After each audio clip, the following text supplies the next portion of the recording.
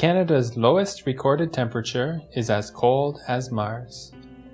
In 1947, in Yukon, a temperature of -63°C was recorded in the small village of Snag. That's roughly the same temperature as the surface of Mars. Canada has the world's longest coastline.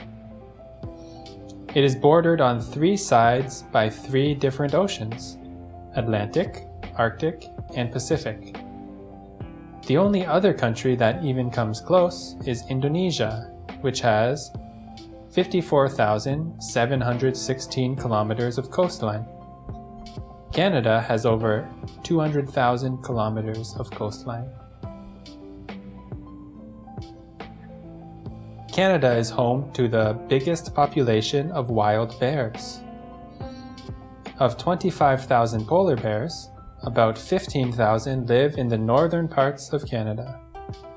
But it's also home to large populations of black bears, grizzly bears, and Kermode bears, also known as spirit bears.